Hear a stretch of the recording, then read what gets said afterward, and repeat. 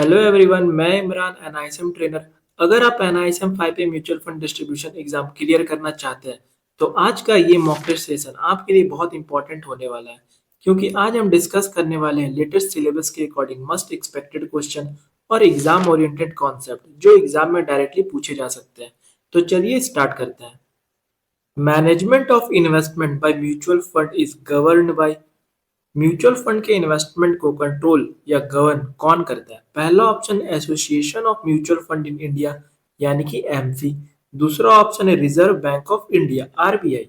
तीसरा ऑप्शन है security and exchange board of India SEBI. चौथा ऑप्शन है बोथ आरबीआई एंड सेबी। तो इसका राइट आंसर है SEBI, security and exchange board of India. SEBI India के सिक्योरिटीज मार्केट का मेन रेगुलेटर है, जिसमें म्यूचुअल फंड भी आता है। सेबी ही वो रूल्स और रेगुलेशन बनाता है जो म्यूचुअल फंड को फॉलो करने होते हैं। इसका मेन ऑब्जेक्टिव होता है इन्वेस्टर प्रोटेक्शन और मार्केट इंटेग्रिटी मेंटेन करना। AMFI association of mutual fund in India वो क्या करता है? यह एक सेल्फ रेगुलेटरी बॉडी है। ये इथिकल प्रैक्टिस प्रमोट करता है, लेकिन रूल्स बनाना या इन्फोर्स करना इसका काम नहीं है। RBI reserve bank of India, इसका काम है आरबीआई मेनली बैंक्स और एनबीएफसी को रेगुलेट करता है। तो ये भी एग्जाम में क्वेश्चन आ जाता है कि बैंक्स और एनबीएफसी को कौन रेगुलेट करता है? तो आरबीआई रेगुलेट करता है।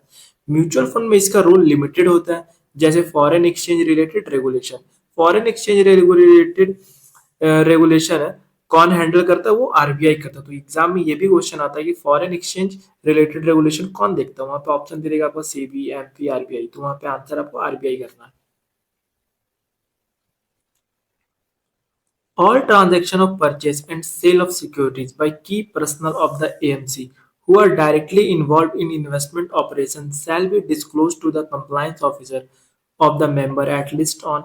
AMC के की पर्सनल जो डायरेक्टली इन्वेस्टमेंट ऑपरेशन में इन्वॉल्व होते हैं, उनके सिक्योरिटीज के परचेज और सेल ट्रांजैक्शन को मेंबर के कंप्लायंस ऑफिसर को कम से कम कितने दिनों पर डिस्क्लोज करना होता है? पहला ऑप्शन है वीकली बेसिस, दूसरा ऑप्शन है मंथली बेसिस, तीसरा ऑप्शन है हाफ ईयरली बेसिस और चौथा ऑप्शन है ईयरली बेसिस। तो इसका राइट आंसर है हाफ ईयरली बेसिस।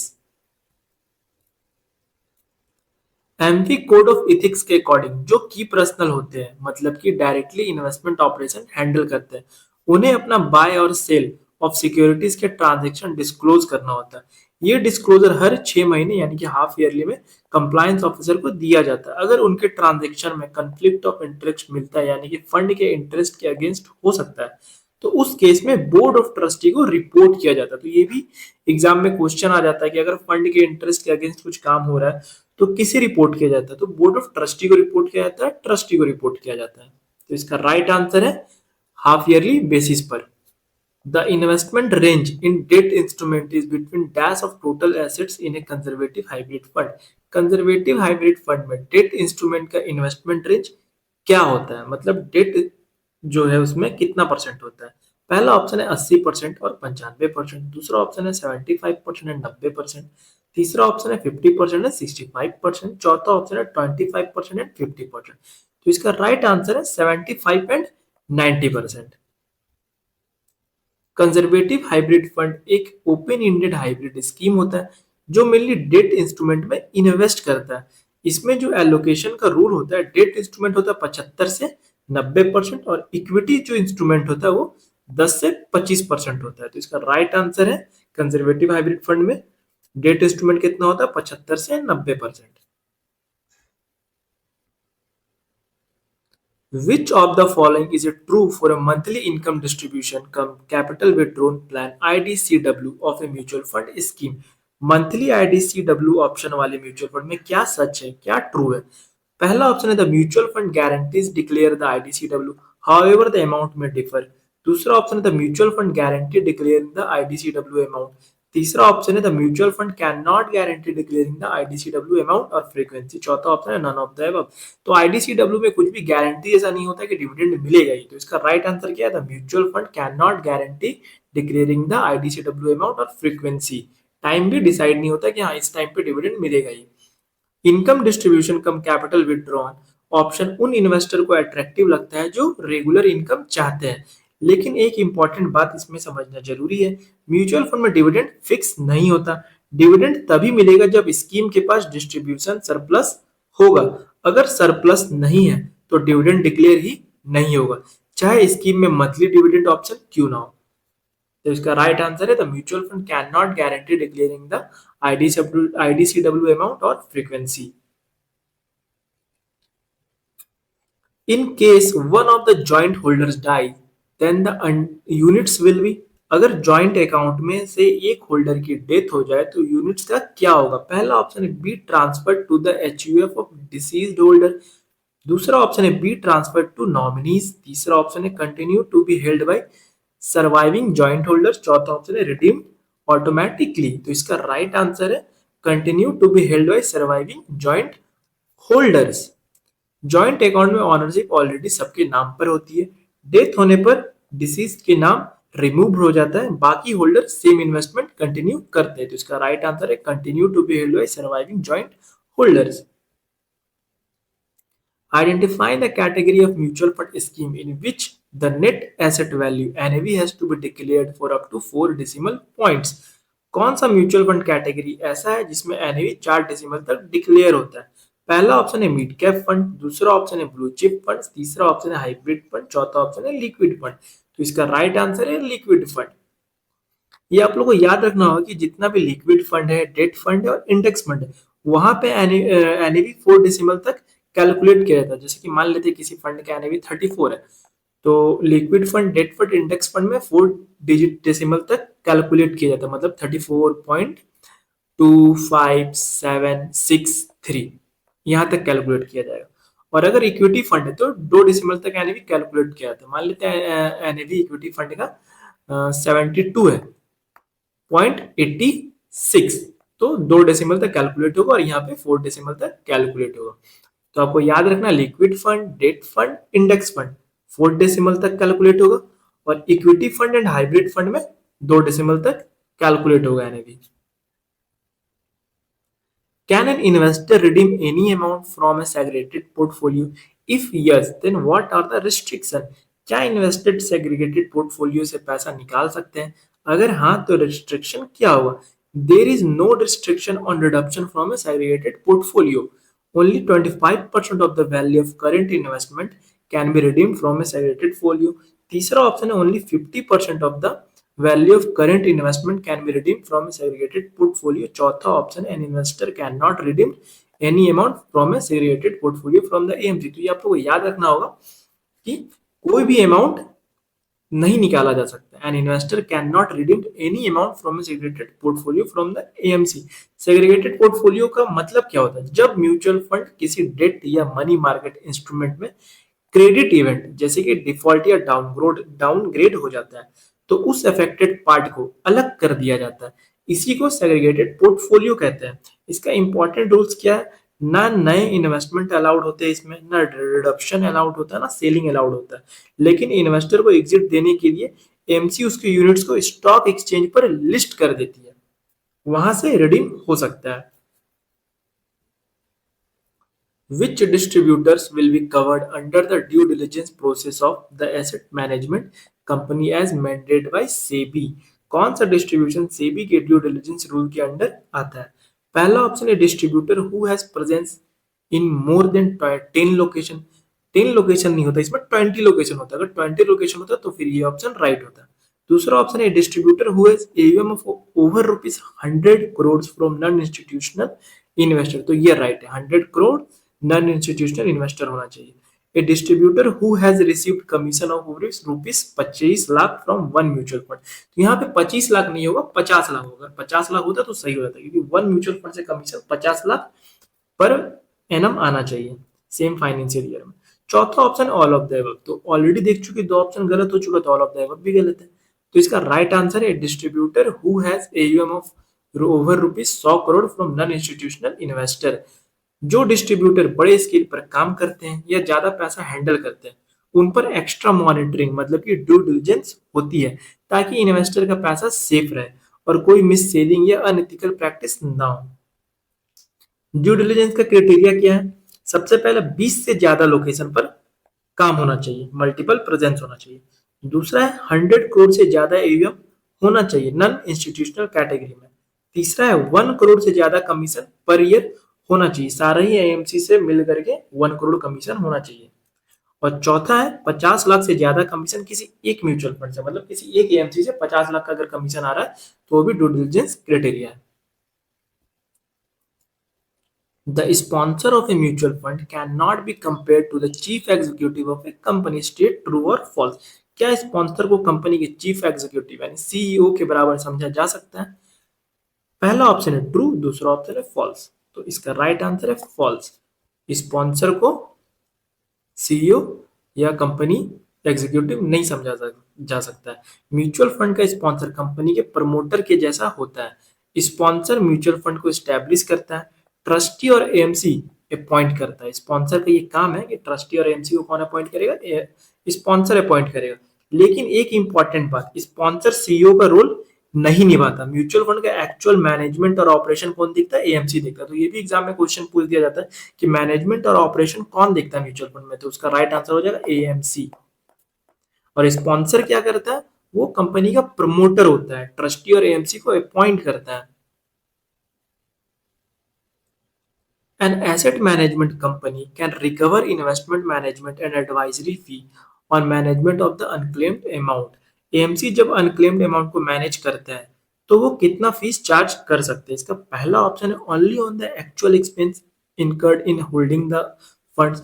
दूसरा option at a maximum rate of 0.50% पर एनम। तो यही इसका राइट आंसर, ये हम लोग पढ़ चुके कि 0.50% पर एनम वो चार्ज कर सकते हैं। एएमसी की रिस्पॉन्सिबिलिटी होती है कि वो इन्वेस्टर को उनके अनक्लेम्ड अमाउंट क्लेम करने के लिए कंटिन्यूस रिमाइंड करे। इसके लिए एएमसी लेटर या कम्युनिकेशन भेजती रहती है। एएमसी इन अनक्लेम्ड अमाउंट को मैनेज करने के लिए इन्वेस्टमेंट मैनेजमेंट और एडवाइजरी फी चार्ज कर सकती है। ये फीस कितना होता है? 0.50% पर एनम तक अलाउड होता है। तो इसका राइट आंसर हो जाएगा 0.50% पर एनम।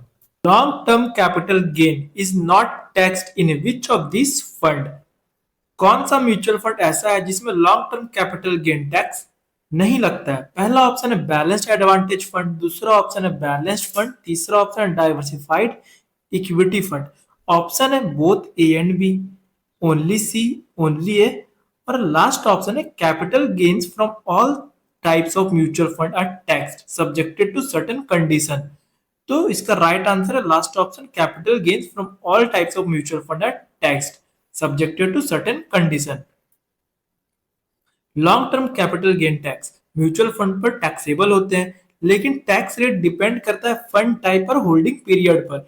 जैसे कि अगर आप 1 साल से ज्यादा होल्ड करते हो, इक्विटी ओरिएंटेड फंड में अगर आप 1 साल से ज्यादा होल्ड करते हो तो 1,25,000 तक गेन टैक्स फ्री होता है। उस पर जो टैक्स लगता है वो कितना लगता है? 12.5%।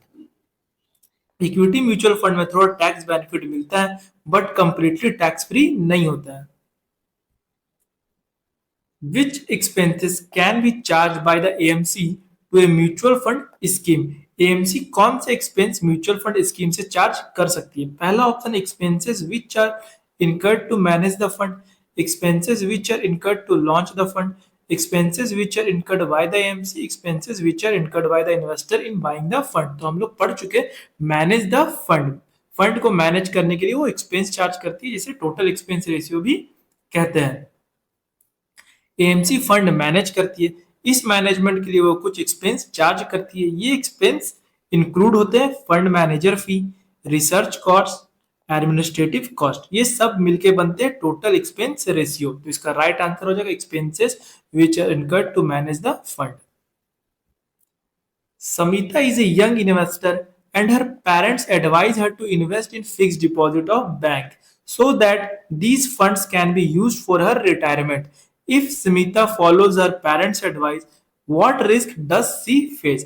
Samita young है, उसको रिटायरमेंट के लिए एफडी सजेस्ट किया गया है और वो एफडी में इन्वेस्ट करेगी, तो उसको कौन सा रिस्क फेस करना पड़ेगा? पहला ऑप्शन है she has to select the correct bank which is financially strong, दूसरा ऑप्शन है there is a high risk of default in her portfolio, तीसरा ऑप्शन है there is a risk of low return, चौथा option है there is no risk as fixed deposit are quite safe. तो इसका right answer है there is a risk of low return, क्योंकि FD में return थोड़ा कम होता है। एफडी यूजली लो रिटर्न देता है, पर जब आप इन्फ्लेशन को एडजस्ट करते हो तो रियल रिटर्न बहुत कम या कभी कभी निगेटिव भी हो जाता है। इसका मतलब है एफडी से वेल्थ ग्रो नहीं हो पाती, इसलिए रिटायरमेंट कॉर्पस बिल्ड करने में हेल्प नहीं करता। समिता यंग इन्वेस्टर है, उसके पास लॉन्ग टाइम हॉरिजिन है, तो उसको एफडी की जगह इन्वेस्ट करना चाहिए ग्रोथ स्टॉक या फिर इक्विटी म्यूचुअल फंड में। तो इसका राइट आंसर है there is a risk of low returns. Which of these investors will settle for lower returns as he prefers low level of risk? कौन सा इन्वेस्टर ऐसा होता है जो कम रिस्क लेना चाहता है और इसलिए कम रिटर्न से भी सेटिस्फाई हो जाता है? तो पहला ऑप्शन ए मॉडरेट इन्वेस्टर, दूसरा ऑप्शन ए कंजर्वेटिव इन्वेस्टर, तीसरा ऑप्शन एन एग्रेसिव इन्वेस्टर, चौथा ऑप्शन है एन एडवेंचरस इन्वेस्टर। तो नाम से ही समझ में आ रहा, मॉडरेट मतलब थोड़ा रिस्क लेना चाहेगा और थोड़ा सेफ रहेगा। एक कंजर्वेटिव ज्यादा ही कंजर्व है, तो ये इसका राइट आंसर है कंजर्वेटिव इन्वेस्टर। कंजर्वेटिव इन्वेस्टर का मेन फोकस होता है कैपिटल सेफ रहे, वो रिस्की इन्वेस्टमेंट अवॉइड करता है, इसलिए वो लो रिटर्न एक्सेप्ट कर लेता है। इन्वेस्टर तीन टाइप के होते हैं, कंजर्वेटिव जिसमें रिस्क कम चाहिए, रिटर्न भी कम चाहिए होता है, दूसरा होता है मॉडरेट थोड़ा रिस्क थोड़ा रिटर्न, तीसरा होता है एग्रेसिव और एडवेंचरस मतलब high risk high return. A certificate of deposit issued by a bank will be for bank जो सर्टिफिकेट ऑफ डिपॉजिट इशू करता है वो कितने टाइम पीरियड के लिए होता है? पहला ऑप्शन है 3 days to 2 years, दूसरा ऑप्शन है 7 days to 1 year, तीसरा ऑप्शन है 45 days और चौथा ऑप्शन है 3 years। तो इसका राइट आंसर है दूसरा वाला 7 days to 1 year। Certificate of deposit एक फिक्स्ड इनकम इन्वेस्टमेंट टूल होता है, ये रिजर्व बैंक ऑफ इंडिया के रूल्स के अंडर गवर्न होता है, ये डीमेट फॉर्म में इशू होता है, फिजिकली नहीं इशू होता है। तो ये भी याद रखिएगा certificate of deposit demat form में इशू होता है। ये कैसे काम करता है? ये एक एग्रीमेंट होता है डिपॉजिटर और बैंक के बीच। आप पैसा डिपॉजिट करते हो, बैंक आपको फिक्स्ड इंटरेस्ट देता है, मतलब एफडी जैसा ही कॉन्सेप्ट है बट ट्रेडेबल इंस्ट्रूमेंट होता है। तो यहाँ याद दो चीज रखिएगा कि बैंक इशू करता है जो सर्टिफिकेट ऑफ डिपॉजिट, उसका जो टाइम होता है 7 days से 1 year तक होता है, और जो फाइनेंशियल इंस्टीट्यूट इशू करता है वो 1 year से 3 year तक होता है। तो एग्जाम में ये भी पूछ दिया जाता है कि बैंक का क्या टाइमिंग है और फाइनेंशियल इंस्टीट्यूट का क्या टाइमिंग है, और ये क्वेश्चन बहुत इंपॉर्टेंट एग्जाम में आ ही जाता है, तो इसको अच्छे से आप लोग याद कर लीजिएगा। A credible benchmark of a mutual fund scheme should be in sync with, एक proper benchmark mutual fund scheme के किस किस चीज के साथ मैच होना चाहिए? पहला ऑप्शन है investment strategy of the scheme, दूसरा ऑप्शन है asset allocation pattern of the scheme, तीसरा ऑप्शन है investment objective of the scheme, चौथा ऑप्शन है ऑल ऑफ द एबव। तो इसका राइट आंसर है all of the above. Benchmark मतलब एक रेफरेंस इंडेक्स जिससे फंड का परफॉर्मेंस कंपेयर होता है, उसी को बेंचमार्क कहते हैं। बेंचमार्क सही तब होता है जब वो मैच करता है फंड के गोल से, फंड के एलोकेशन से और फंड के स्ट्रेटेजी से, इसलिए इसका राइट आंसर है all of the above.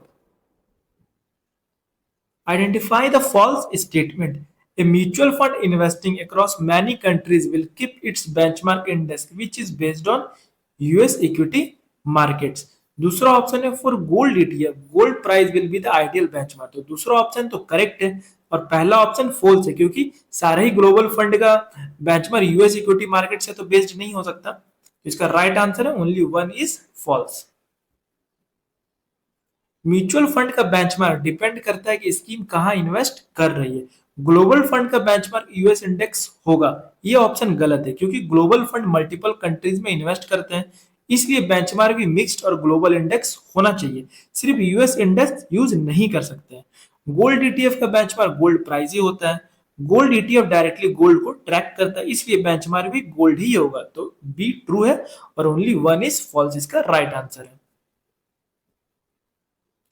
Mutual funds can not distribute income dividend out of, mutual fund किस सोर्स से डिविडेंड नहीं दे सकता? पहला option dividend which are received from equity investment, दूसरा ऑप्शन है unrealised appreciation in value of investment, तीसरा option है इनकम एक्रूअल्स, चौथा ऑप्शन है realised gain from sale of investment. तो इसका राइट आंसर है unrealised appreciation in value of investment.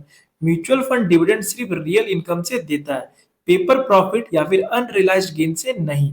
Dividend receipt ये रियल रियल इनकम है तो यहाँ से दे सकता है। इनकम एक्रूअल ये भी रियल इनकम है तो यहाँ से भी वो डिविडेंड देगा। रियलाइज गेन भी रियल इनकम है, मतलब प्रॉफिट बुक हो चुका है, तो इन सब से डिविडेंड दिया जा सकता है। When does an investor in mutual fund have to provide information under the Foreign Account Tax Compliance Act फटका? इन्वेस्टर को फटका डिटेल्स कब देनी पड़ती है? पहला ऑप्शन है when the investment is made through a foreign bank account। दूसरा ऑप्शन है when the investor's portfolio was a NRI account before change। तीसरा ऑप्शन है when the investor's place of birth is other than India। चौथा option है when the investor is a resident of USA और UK only। तो इसका right answer है when the investors place of birth is other than India. फटका का full form होता है foreign account tax compliance act. तो ये फुल फॉर्म आप लोग याद रखिए, एग्जाम में ये भी आता है, ये भी इंपॉर्टेंट क्वेश्चन है। ये मेनली फॉरेन टैक्स रिपोर्टिंग के लिए होता है। म्यूचुअल फंड में जब इन्वेस्टर का कनेक्शन फॉरेन कंट्री से होता है तब एक्स्ट्रा डिटेल्स देनी पड़ती है। तो इसका राइट आंसर है when the investor place of birth is other than India. Recency bias applies to dash events. Recency bias किन इवेंट्स पर अप्लाई होता है? पहला ऑप्शन ओनली पॉजिटिव, दूसरा ऑप्शन है ओनली निगेटिव, तीसरा ऑप्शन है बोथ पॉजिटिव एंड निगेटिव। तो इसका राइट आंसर है बोथ पॉजिटिव एंड निगेटिव। आइए एक्सप्लेनेशन समझते हैं। रेसेंसी बायस का मतलब होता है कि रिसेंट इवेंट का इफेक्ट डिसीजन मेकिंग पर बहुत ज्यादा होता है।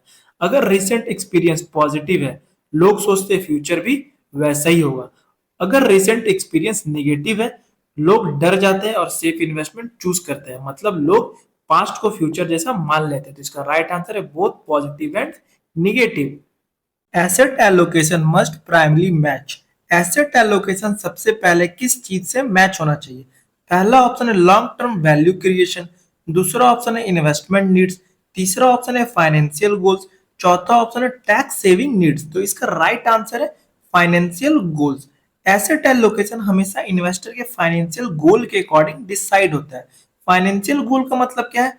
Retirement planning, children education, house purchase, marriage fund, wealth creation. तो इसका राइट आंसर है financial goal. If there is a breach of the code of conduct by an intermediary and a second violation by the intermediary is proved, then the registration of the intermediary is dash। अगर mutual fund distributor code of conduct का violation करता है और दूसरी बार ये violation proof हो जाता है तो उस डिस्ट्रीब्यूटर का रजिस्ट्रेशन क्या होगा? पहला ऑप्शन है नॉट रिन्यूड, दूसरा ऑप्शन है कैंसल्ड, तीसरा ऑप्शन है सस्पेंडेड, चौथा ऑप्शन है विथहेल्ड। तो इसका राइट आंसर है कैंसल्ड। एम्फी के रूल्स के अकॉर्डिंग अगर mutual fund distributor code of conduct break करता है तो प्रोसेस स्टेप बाय स्टेप होता है। पहला स्टेप है एक्सप्लेनेशन मांगा जाता है। एम्फी डिस्ट्रीब्यूटर को लेटर भेजता है और बोलता है 3 वीक्स के अंदर एक्सप्लेनेशन दो। तो एग्जाम में ये भी क्वेश्चन आ जाता है कि कितने वीक्स के अंदर एक्सप्लेनेशन मांगा जाता है, टाइम पीरियड। तो 3 वीक्स, ये भी इंपॉर्टेंट है। दूसरा स्टेप है वार्निंग लेटर। एक्सप्लेनेशन नहीं आता है या एक्सप्लेनेशन सेटिस्फैक्टरी नहीं होता है तो एम्फी वार्निंग लेटर भेजता है। वार्निंग में लिखा होता है अगर फ्यूचर में फिर वायलेशन हुआ तो रजिस्ट्रेशन कैंसिल हो जाएगा। तीसरा स्टेप है सेकंड वायलेशन। अगर डिस्ट्रीब्यूटर सेकंड टाइम वायलेशन करता है और प्रूफ हो जाता है तो एम्फी उसका रजिस्ट्रेशन कैंसिल कर देगा, इसलिए इसका राइट आंसर है cancelled. What is the maximum number of joint holders allowed per mutual fund application? एक म्यूचुअल फंड एप्लीकेशन है, मैक्सिमम कितने जॉइंट होल्डर्स अलाउड होते हैं? पहला ऑप्शन है 3, दूसरा ऑप्शन है 4, तीसरा ऑप्शन है 5 और चौथा ऑप्शन है 6। तो इसका राइट आंसर है 3। म्यूचुअल फंड रूल्स के अकॉर्डिंग एक एप्लीकेशन में मैक्सिमम 3 होल्डर्स अलाउड होते हैं। फर्स्ट होल्डर जिसे प्राइमरी होल्डर भी बोलते हैं, सेकंड होल्डर और थर्ड होल्डर। फर्स्ट होल्डर जो होता है वो मेन इन्वेस्टर होता है। स्टेटमेंट और कम्युनिकेशन इसी के नाम पर आते हैं। टैक्स लायबिलिटी भी इसी पर होती है। और जो सेकंड और थर्ड होल्डर होता है वो को होल्डर्स होते हैं। इमरजेंसी या डेथ सिचुएशन में ऑनरशिप ट्रांसफर इजी होता है। Which transaction of an open-ended fund is based on the net asset value NAV pricing? Open ended mutual fund में कौन सा ट्रांजैक्शन एनएवी के बेसिस पर होता है? पहला ऑप्शन है परचेस ऑफ यूनिट्स, दूसरा ऑप्शन है रिडक्शन ऑफ यूनिट्स, तीसरा ऑप्शन है both purchase and reduction of units. तो इसका राइट आंसर है both purchase and reduction of units. Open ended mutual fund में दोनों ट्रांजैक्शन एनवी पर होते हैं। पहला परचेस मतलब यूनिट बाय करना, जब इन्वेस्टर म्यूचुअल फंड खरीदता है यूनिट्स एनवी प्राइस पर मिलती है। जैसे कि एनवी अगर 50 चल रहा है और इन्वेस्टमेंट 5000 किया तो यूनिट्स कितना होगा, 5000 से डिवाइड कर देंगे 50 को तो 100 यूनिट्स निकल जाएगा। और अगर आप सेल कर रहे हैं, यूनिट आप सेल कर रहे हैं, तो जब इन्वेस्टर म्यूचुअल फंड बेचता है पेमेंट भी एनएवी के बेसिस पर मिलता है। जैसे कि एनएवी 70 रुपीज है, यूनिट 100 है, तो 100 को 70 से इंटू कर देंगे तो आपका टोटल अमाउंट निकल जाए कितना मिलने वाला है। तो सारा कुछ एनएवी के बेसिस पे ही हुआ, तो इसलिए इसका राइट आंसर है both purchase and reduction of units.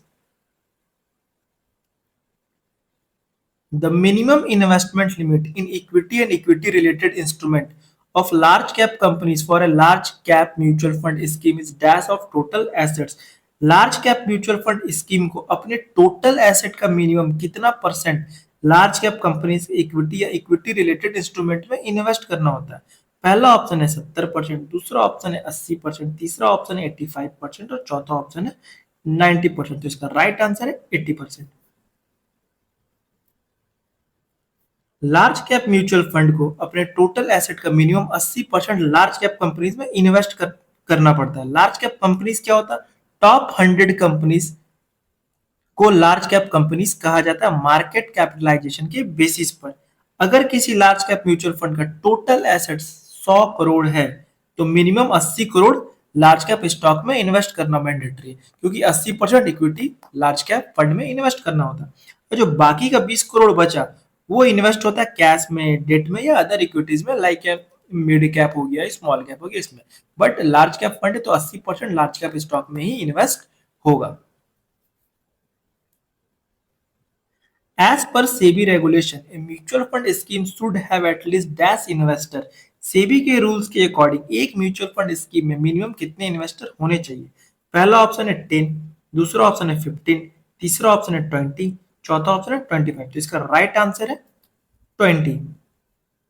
Mutual fund scheme के लिए दो मेजर कंडीशन होते हैं, मिनिमम 20 इन्वेस्टर होने चाहिए और दूसरा है कोई भी सिंगल इन्वेस्टर स्कीम के टोटल कॉर्पस का 25% से ज्यादा होल्ड नहीं कर सकता। तो इस क्वेश्चन से आपको दो क्वेश्चन बन रहा है कि मिनिमम कितने इन्वेस्टर होना चाहिए, तो 20।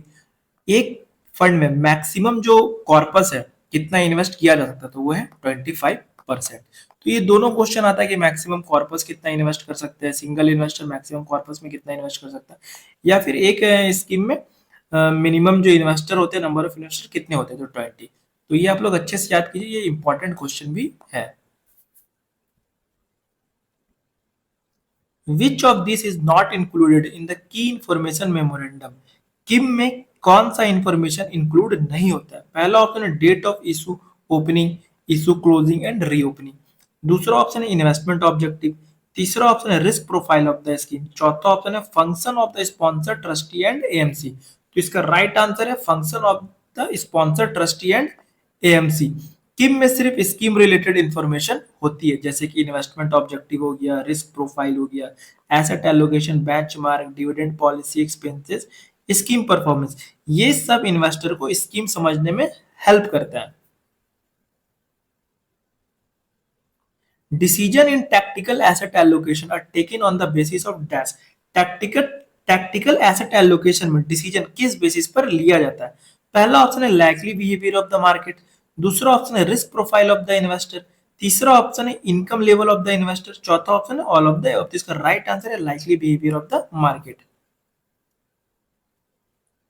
टैक्टिकल एसेट एलोकेशन में पोर्टफोलियो एलोकेशन मार्केट के फ्यूचर बिहेवियर को देखकर चेंज किया जाता है। इन्वेस्टर या fund manager short term market opportunities का एडवांटेज लेने की कोशिश करता है। यहाँ पे एक क्वेश्चन और निकल के आ जाता है कि tactical asset allocation short term market opportunities देखता है या लॉन्ग टर्म मार्केट अपॉर्चुनिटीज देखता है। तो यहाँ पर आपको ध्यान रखना होगा शॉर्ट टर्म मार्केट अपॉर्चुनिटीज देखता है। एग्जाम्पल समस्या, नॉर्मल पोर्टफोलियो एलोकेशन है, 60% इक्विटी है, 30% डेट है और 10% गोल्ड है। अगर फंड मैनेजर को लगता है कि स्टॉक मार्केट जल्दी बढ़ने वाला है तो वो टेम्पररी एलोकेशन चेंज कर सकता है, इक्विटी को बढ़ा देगा, 60 से 75% कर दिया, डेट को कम कर दिया, 30% से 20% कर दिया, क्योंकि इक्विटी मार्केट बढ़ रहा तो इक्विटी को बढ़ाएगा और बाकी डेट और गोल्ड को कम करेगा। डेट 10% से 5% कर दिया।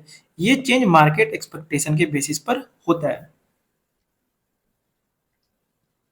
The expenses on dash can not be charge to the mutual fund scheme. कौन सा स्कीम, कौन सा एक्सपेंस म्यूचुअल फंड स्कीम पर चार्ज नहीं किया जा सकता? पहला ऑप्शन है कस्टोडियन फीस, दूसरा ऑप्शन है depreciation on fixed assets of the asset management company, तीसरा ऑप्शन है ट्रस्टी फीस, चौथा ऑप्शन है मार्केटिंग एक्सपेंस। तो इसका राइट आंसर है depreciation on fixed assets of the asset management company. AMC के कुछ कंपनी लेवल एक्सपेंस होते हैं, जैसे कि ऑफिस फर्नीचर हो गया, कंप्यूटर्स हो गया, बिल्डिंग्स, ऑफिस इक्विपमेंट, इन सब पर डिप्रिसिएशन लगता है, लेकिन ये म्यूचुअल फंड स्कीम के ऑपरेशन का पार्ट नहीं होते, इसलिए इनका एक्सपेंस इन्वेस्टर से चार्ज नहीं किया जा सकता। ये एएमसी के कॉर्पोरेट एक्सपेंस होते हैं। तो इसका राइट आंसर है depreciation on fixed assets of the asset management company. What is the role of the custodian of a mutual fund? Mutual fund में कस्टोडियन का रोल क्या होता है? पहला ऑप्शन है to issue statement of funds holding to the investor, दूसरा option है to execute the buy and sell orders in the stock market, तीसरा ऑप्शन है to keep the safe custody of the securities of the mutual fund scheme, चौथा option है to issue account statement to the mutual fund unit holders. तो हम लोग पढ़ चुके हैं कि कस्टोडियन का रोल क्या होता है, ट्रस्टी का रोल क्या होता है, स्पॉन्सर का रोल क्या होता है। तो ट्रस्टी का रोल होता है 3 नंबर वाला, to keep the safe custody of the securities of the mutual fund scheme. Custodian का मेन काम होता है म्यूचुअल फंड के सिक्योरिटीज को सेफ रखना। सिक्योरिटीज का मतलब है shares, stock, bonds, government securities, other financial instrument. Custodian क्या करता है? म्यूचुअल फंड के एसेट्स को सेफ कस्टडी में रखता है, सिक्योरिटीज की डिलीवरी, रिसीव और ट्रांसफर करता है, बाय और सेल ट्रांजेक्शन का सेटलमेंट हैंडल करता है। In which document is a commentary on the current state of economy and market is also generally provided? कौन से डॉक्यूमेंट में करंट इकोनॉमी और मार्केट कंडीशन पर कमेंट्री दी जाती है? पहला ऑप्शन है स्टेटमेंट ऑफ एडिशनल इंफॉर्मेशन, दूसरा ऑप्शन है की इंफॉर्मेशन मेमोरेंडम, तीसरा ऑप्शन है फंड फैक्ट शीट, चौथा ऑप्शन है स्कीम इंफॉर्मेशन डॉक्यूमेंट। इसका राइट आंसर है 3 number fund fact sheet. Fund fact sheet एक पीरियोडिक डॉक्यूमेंट होता है जो एएमसी पब्लिश करती है। इसमें इन्वेस्टर को मिलता है scheme performance, portfolio detail, sector allocation, risk ratio, AUM, market और इकोनॉमी कमेंट्री। तो इसका राइट आंसर है fund fact sheet. Identify the duty of a sponsor of a mutual fund. Mutual fund में स्पॉन्सर की duty क्या होती है?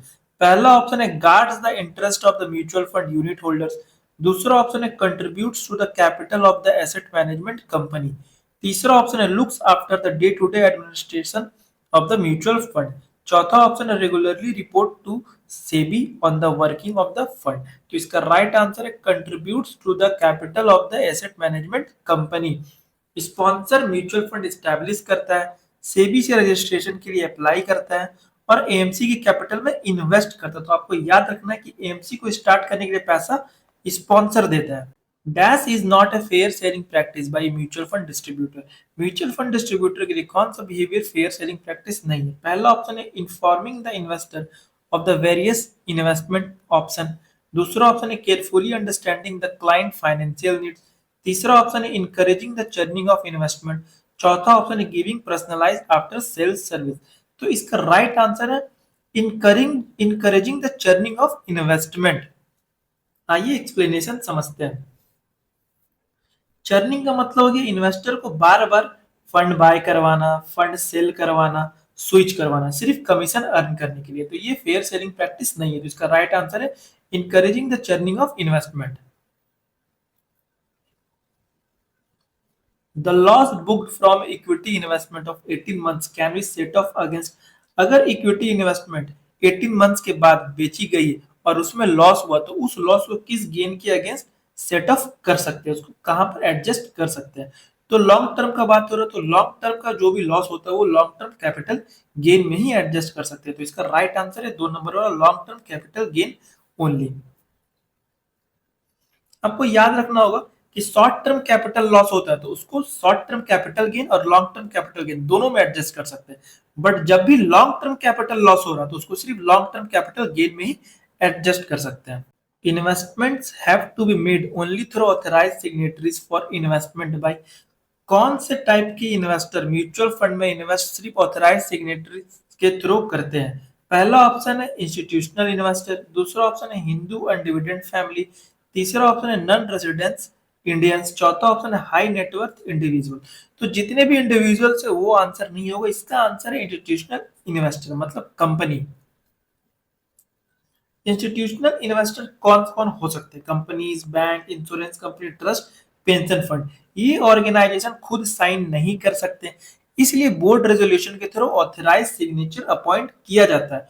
वही पर्सन एप्लीकेशन साइन करता है, इन्वेस्टमेंट ट्रांजैक्शन करता है, डॉक्यूमेंट अप्रूव करता है। The form for registering a change in the default bank account has to be signed. अगर म्यूचुअल फंड फोलियो में डिफॉल्ट बैंक अकाउंट चेंज करना हो तो चेंज रिक्वेस्ट फॉर्म किस तरह साइन किया जाएगा? पहला ऑप्शन है by the first holder only, दूसरा ऑप्शन है by the all holders of the folio, तीसरा ऑप्शन है according to the mode of holding of the folio, चौथा ऑप्शन है by all the holders of the bank account. तो इसका right answer है according to the mode of holding of the folio. Mutual fund folio में mode of holding तीन types के होते हैं, पहला सिंगल होल्डिंग, दूसरा जॉइंट होल्डिंग, तीसरा माइनर होल्डिंग। इसलिए रूल फिक्स नहीं है फर्स्ट होल्डर साइन करेगा या सब होल्डर साइन करेगा, इसलिए साइन डिपेंड किस पे करता है? मोड ऑफ होल्डिंग पे। तो इसका राइट आंसर है according to the mode of holding of the folio. To measure the fund manager performance, the difference between the scheme's actual return and its optimal return is calculated and this is known as fund manager की performance major करने के लिए scheme का actual return और expected returns के बीच का difference क्या कहलाता है? पहला ऑप्शन है अल्फा, दूसरा ऑप्शन है बीटा, तीसरा ऑप्शन है शार्प, चौथा ऑप्शन है ट्राइनो। तो इसका राइट आंसर है अल्फा। अल्फा फंड मैनेजर की रियल परफॉर्मेंस को मेजर करता है। अल्फा का फॉर्मूला क्या होता है, कैसे अल्फा निकालते हैं? Alpha equal to actual return minus expected benchmark return. Example, अगर बेंचमार्क रिटर्न 10% है और फंड रिटर्न 13% है तो alpha fund return minus benchmark return तो 3% अल्फा हो गया। मतलब 3% फंड मैनेजर अगर पॉजिटिव अल्फा है तो अच्छा परफॉर्म किया है। पॉजिटिव अल्फा का मतलब हो गया फंड मैनेजर ने मार्केट को बीट किया है। जीरो अल्फा का मतलब हो गया मार्केट की इक्वल परफॉर्मेंस और निगेटिव अल्फा का मतलब हो गया मार्केट से गंदा परफॉर्मेंस। तो इसका राइट आंसर है alpha. Which of this is an advantage of mutual fund? Mutual fund का कौन सा फीचर इन्वेस्टर के लिए एडवांटेज है? ये चार ऑप्शन है, इसमें से आपको बताना कि कौन सा म्यूचुअल फंड का एडवांटेज है। पोर्टफोलियो कस्टमाइजेशन, दूसरा ऑप्शन है चॉइस ओवरलोड, तीसरा ऑप्शन है कंट्रोल ओवर कॉस्ट, चौथा ऑप्शन इकोनॉमीज ऑफ स्केल। तो इसका right answer economies of scale. यहाँ पे कुछ एडवांटेज है और कुछ डिसएडवांटेज है। तो एडवांटेज मतलब डाइवर्सिफिकेशन का एडवांटेज मिलता है आपको, प्रोफेशनल मैनेजमेंट, लिक्विडिटी और इकोनॉमिक्स ऑफ स्केल, ये म्यूचुअल फंड के एडवांटेज होगा। डिसएडवांटेज की बात करें तो lack of customisation, choice overload, no control over cost, ये म्यूचुअल फंड के डिसएडवांटेज होगी। तो एग्जाम में एडवांटेज से भी पूछा जाता है और डिसएडवांटेज से भी पूछा जाता है। तो यहाँ पे आप लोग याद कर ले कि क्या क्या एडवांटेज और क्या क्या डिसएडवांटेज है। Identify the true statement. Rolling return are the average annualized return calculated for alternate holding period. Rolling return वो average annual return होते हैं जो different holding period पर calculate किए जाते हैं। तो ये ऑप्शन तो राइट है। दूसरा ऑप्शन है holding period return do not provide an accurate picture return of fund if its initial value is too high or low. Holding period return fund के रिटर्न के एक्यूरेट पिक्चर नहीं देता अगर starting value बहुत ज्यादा high या बहुत लो है। तो ये भी राइट, यानी both 1 and 2 are correct. Rolling return क्या होता है? डिफरेंट टाइम पीरियड पर एवरेज एनालाइज रिटर्न कैलकुलेट करना। अगर 5 ईयर का रोलिंग रिटर्न कैलकुलेट कर रहे हैं तो 2015 से 2020, 2016 से 2021, 2017 से 2022 ऐसे करके कैलकुलेट करेंगे। हर पीरियड का रिटर्न कैलकुलेट करके एवरेज निकाला जाता है। इससे फंड की रियल परफॉर्मेंस पता चलता है। तो आपको रोलिंग रिटर्न में ये याद रखना कि इससे फंड की रियल परफॉर्मेंस पता चलता है। होल्डिंग पीरियड रिटर्न क्या होता है? Return between two fixed date, जैसे 2018 से 2023 के बीच के रिटर्न। इसमें प्रॉब्लम क्या होता है? अगर स्टार्ट पॉइंट या एंड पॉइंट अनयूजुअल हो, मतलब मार्केट क्रैश या पीक का टाइम हो, तो रिटर्न मिसलीडिंग हो सकता है। इसलिए होल्डिंग पीरियड रिटर्न कभी कभी एक्यूरेट पिक्चर नहीं देता। तो यहाँ पे आपको याद रखना है कि holding period return accurate picture नहीं देता और रोलिंग रिटर्न एक्यूरेट पिक्चर देता है।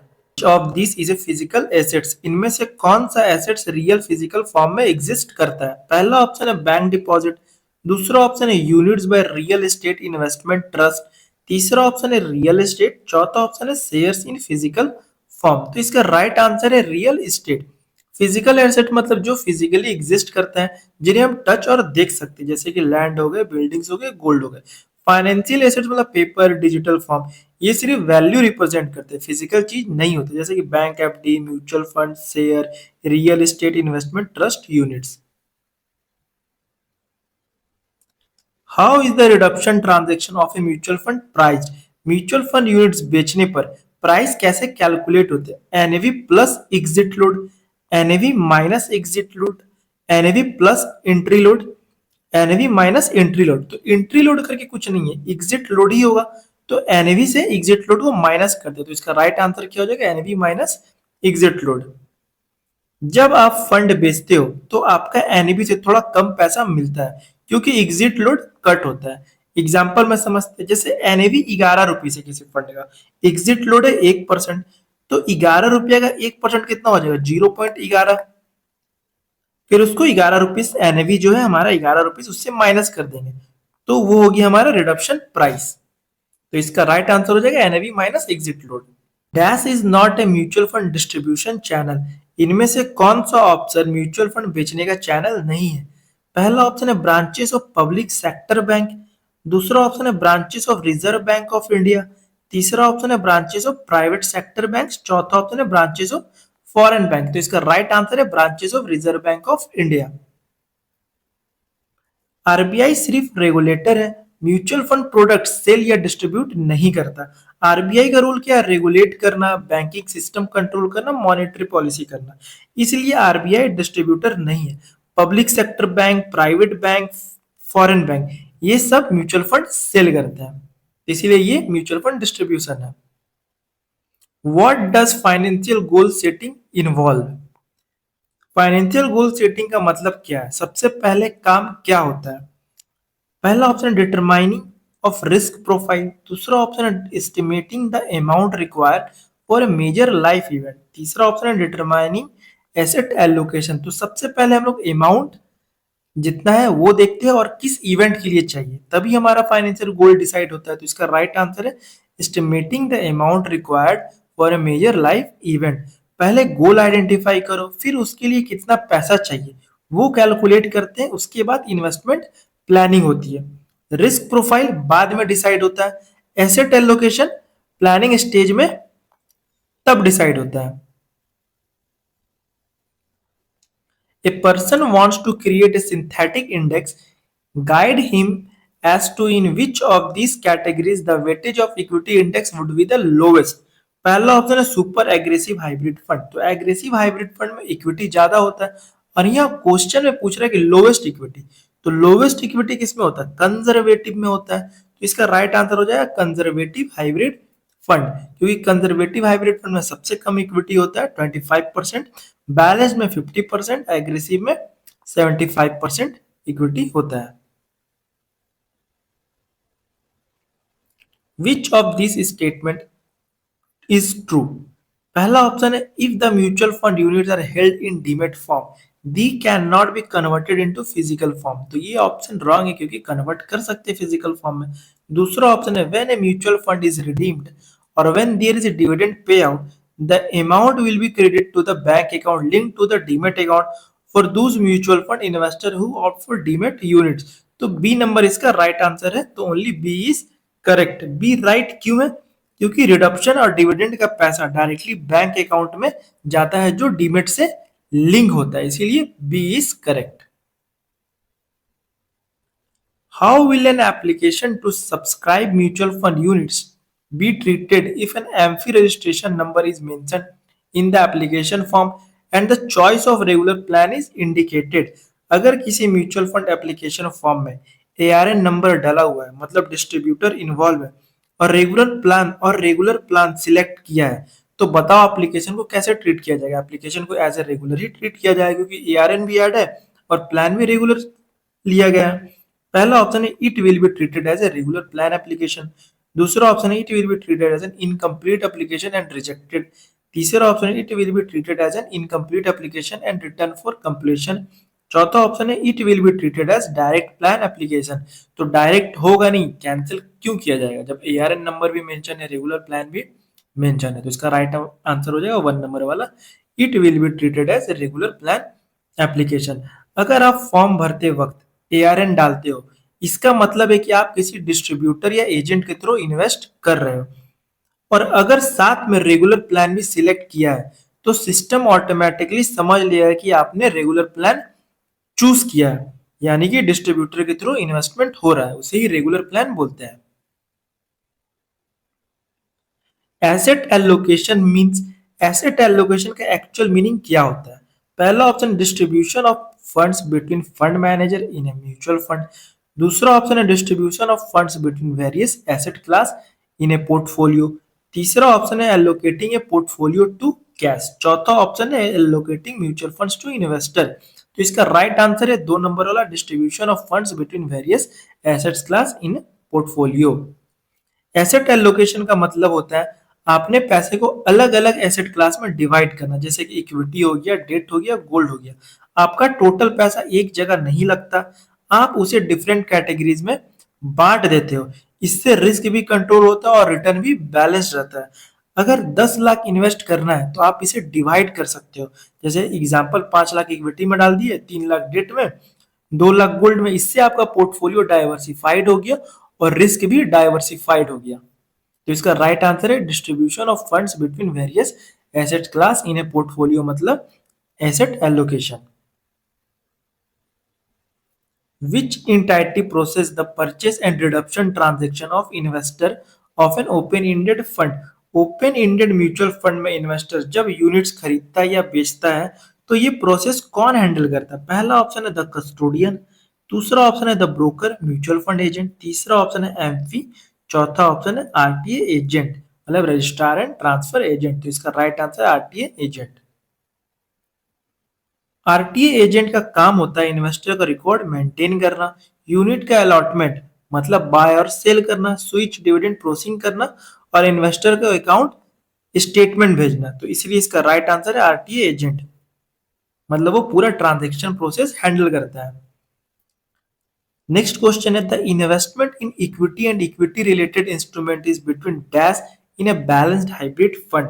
बैलेंस्ड हाइब्रिड फंड में इक्विटी इन्वेस्टमेंट कितने परसेंट के बीच में होता है? तो नाम से ही समझ में आ रहा है बैलेंस। तो यहाँ पे देखना कि कौन सा बैलेंस जैसा लग रहा है। तो ये आप 3 नंबर ऑप्शन देखेंगे, 40% एंड 60% ऑफ टोटल एसेट्स। तो दोनों के बीच में 50% आ रहा है, यानी यही बैलेंस्ड है। तो इसका राइट आंसर क्या हो जाएगा? Between 40% and 60%। The dash is the promoter of mutual fund. Mutual fund का प्रमोटर कौन होता है? तो हम लोग पढ़े कि म्यूचुअल फंड के जो सबसे ऊपर स्ट्रक्चर में कौन होता है? स्पॉन्सर होता है। तो इसका राइट आंसर है स्पॉन्सर। स्पॉन्सर को ही फाउंडर एंड प्रमोटर बोलते हैं। म्यूचुअल फंड एक ट्रस्ट स्ट्रक्चर में बनता है। ये भी पूछ दिया जाता है एग्जाम्पल में कि म्यूचुअल फंड किस स्ट्रक्चर में वर्क करता है, तो इसका राइट आंसर हो जाएगा ट्रस्ट स्ट्रक्चर। और इस ट्रस्ट को स्पॉन्सर क्रिएट करता है, इसलिए स्पॉन्सर ही मेन पर्सन, प्रमोटर और फाउंडर होता है। तो इसका राइट आंसर क्या हो जाएगा? Sponsor. When an institutional investor is not allowed to invest in equity markets, then the mutual fund distributor can sell dash to such an investor. अगर कोई इंस्टीट्यूशनल इन्वेस्टर इक्विटी मार्केट में invest नहीं कर सकता, तो म्यूचुअल फंड डिस्ट्रीब्यूटर उससे उसको कौन सा फंड रिकमेंड करेगा? पहला ऑप्शन है कॉर्पोरेट बॉन्ड फंड, दूसरा ऑप्शन है इक्विटी सेविंग फंड, तीसरा ऑप्शन है मल्टी एसेट एलोकेशन फंड, चौथा ऑप्शन है आर्बिट्रेज फंड। तो इसमें जब भी आप इक्विटी नहीं खरीद सकते तो डेट खरीदना होता है। तो इसमें डेट कौन सा है? कौन सा फंड? Debt fund. आपको ये देखना होगा। Corporate bond fund 100% debt fund. Equity saving fund में इक्विटी प्लस डेट होता है। Multi asset allocation fund equity fund है और आर्बिट्राज फंड भी इक्विटी फंड है। तो इसका राइट आंसर क्या हो जाएगा? Corporate bond fund. कुछ इंस्टीट्यूशनल इन्वेस्टर को इक्विटी में इन्वेस्ट करने की परमिशन नहीं होती, ऐसे केस में उन्हें सिर्फ डेट फंड ही रिकमेंड किए जाते हैं। तो ऑप्शन में आपको देखना है कि कौन सा डेट फंड है। तो यहाँ पे ऑप्शन में कॉर्पोरेट बॉन्ड फंड एक डेट फंड है, इसीलिए इसका राइट आंसर हो जाएगा corporate bond fund. Dash is a passive fund. कौन सा पैसिव फंड? ऑप्शन है पहला गोल्ड सेक्टर फंड, दूसरा ऑप्शन है गोल्ड एक्सचेंज ट्रेडेड फंड। तो हम लोग पढ़े जो ईटीएफ होता है वो एक पैसिव फंड होता है। तो इसका राइट आंसर क्या हो जाएगा? Gold exchange traded fund. The main document which authorize a company to invest in a particular mutual fund scheme is, company को म्यूचुअल फंड स्कीम में इन्वेस्ट करने के लिए कौन सा डॉक्यूमेंट ऑथराइज देता है? ये बहुत इंपॉर्टेंट क्वेश्चन, इसको आप लोग अच्छे से याद कर लीजिए। पहला ऑप्शन है द आर्टिकल ऑफ एसोसिएशन, दूसरा ऑप्शन है द मेमोरेंडम ऑफ एसोसिएशन, तीसरा ऑप्शन है शेयर होल्डर रेजोल्यूशन और चौथा ऑप्शन है स्पेसिफिक बोर्ड रेजोल्यूशन। तो इसका राइट आंसर है चौथा नंबर वाला स्पेसिफिक बोर्ड रेजोल्यूशन। कंपनी का डिसीजन कौन लेता है? बोर्ड ऑफ डायरेक्टर्स लेते हैं। जब बोर्ड मीटिंग में अप्रूवल मिलता है तो बोर्ड रेजोल्यूशन पास होता है, और जब स्पेसिफिक म्यूचुअल फंड में इन्वेस्ट करना हो तो स्पेसिफिक बोर्ड रेजोल्यूशन पास होता है। तो इसका राइट आंसर हो जाएगा specific board resolution. The transaction costs are low for investment in real estate as compared to other financial assets. State whether true or false. क्या रियल एस्टेट इन्वेस्टमेंट में transaction cost financial asset के comparison में कम होता है? तो ये बिल्कुल false है, क्योंकि रियल एस्टेट में ट्रांजैक्शन कॉस्ट ज्यादा होता है। रियल एस्टेट में जब आप प्रॉपर्टी खरीदते हो तो उसमें स्टम्प ड्यूटी लगता है, रजिस्ट्रेशन चार्जेस लगता है, ब्रोकरेज देना पड़ता है, ये सब मिलके कॉस्ट काफी हाई हो जाता है। दूसरी तरफ financial assets like mutual fund, stock, cost comparatively कम होता है, तो इसलिए ये फॉल्स हो जाएगा, क्योंकि रियल एस्टेट में ज्यादा लगता है charges. Mr. Mehta is a stock market investor. The stock market has had crashed recently. Mr. Mehta pulls back all his investment from the stock market because he fears that the market will fall again. Which bias is Mr. Mehta exhibiting? Mr. Mehta ने देखा market recently crash हुआ है, डर की वजह से उसने अपना सारा पैसा निकाल लिया। ये बिहेवियर कौन सा बायस दिखाता है?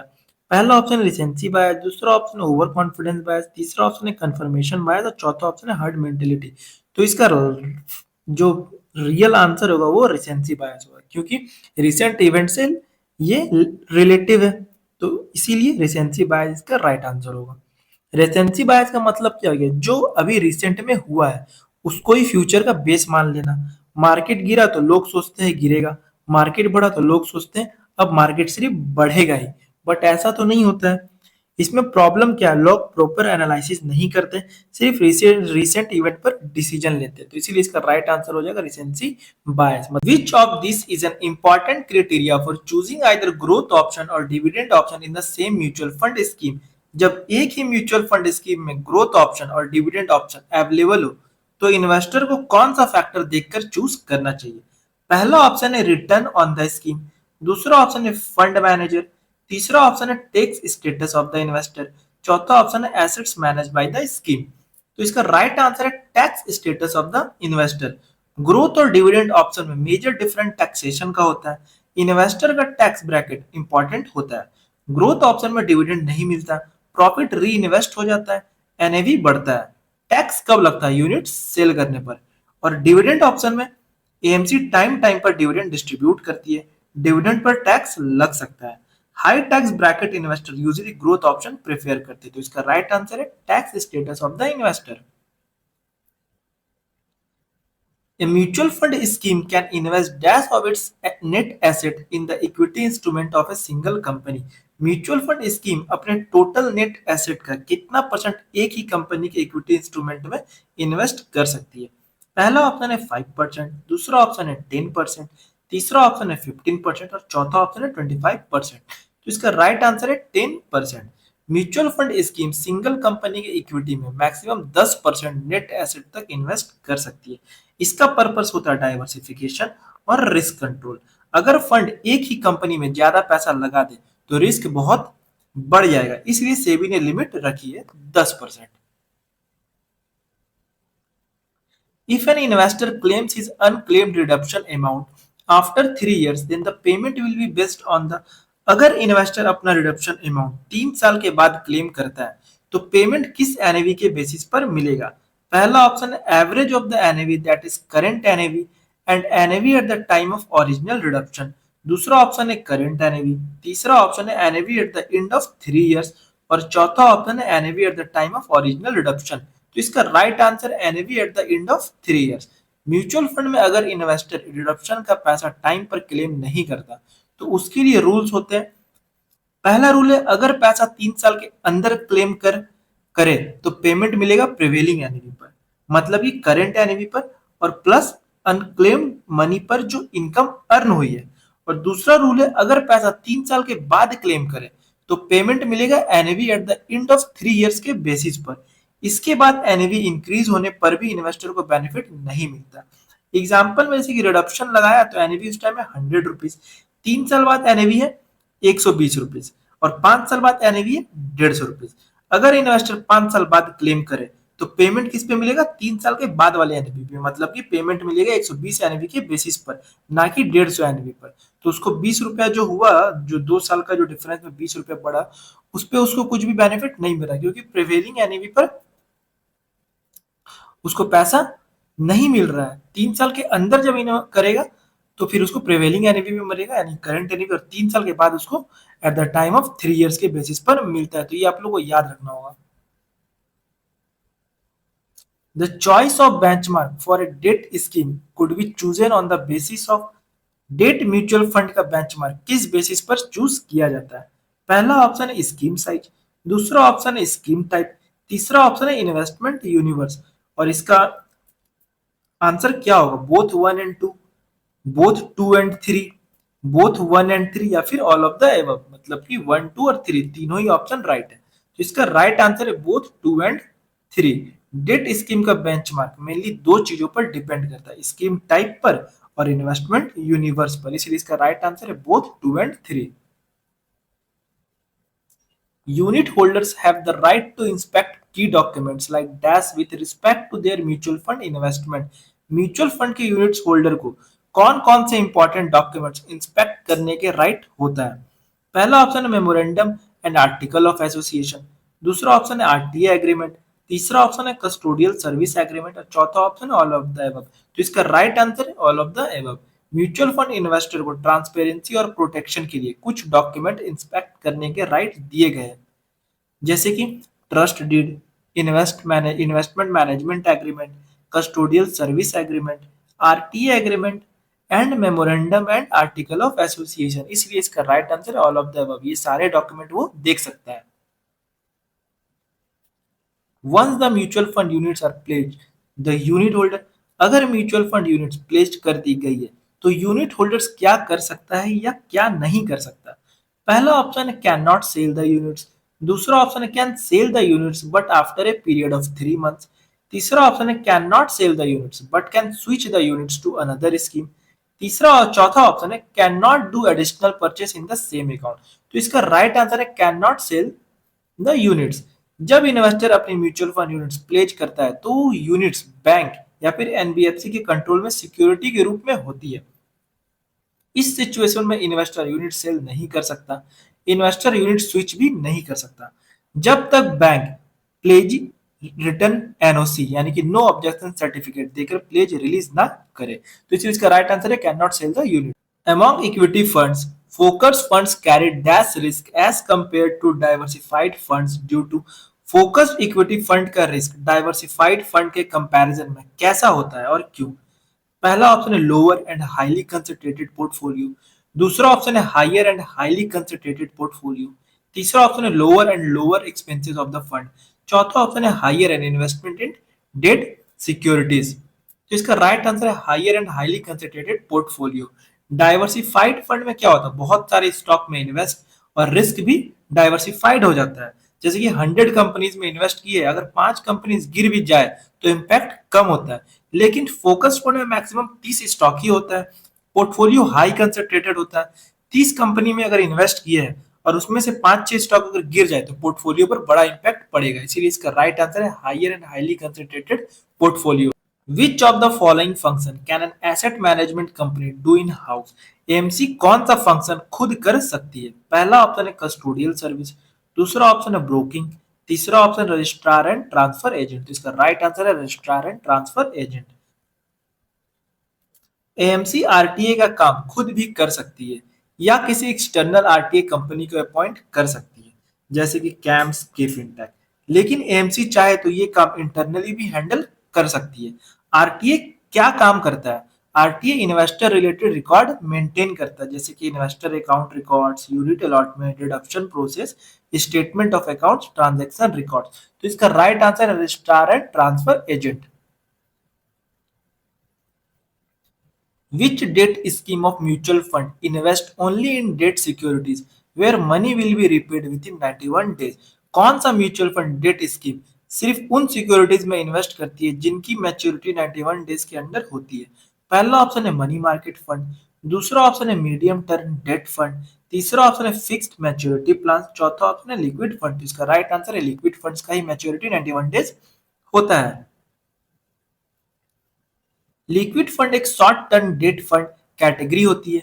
लिक्विड फंड सिर्फ उन डेट और मनी मार्केट इंस्ट्रूमेंट में इन्वेस्ट करती है जिनकी मैच्योरिटी 91 डेज तक होती है। लिक्विड फंड इन्वेस्ट करते हैं किसमें? ट्रेजरी बिल में, commercial paper, certificate of deposit, short term money market instrument. तो इसका राइट आंसर है लिक्विड फंड्स 91 days maturity.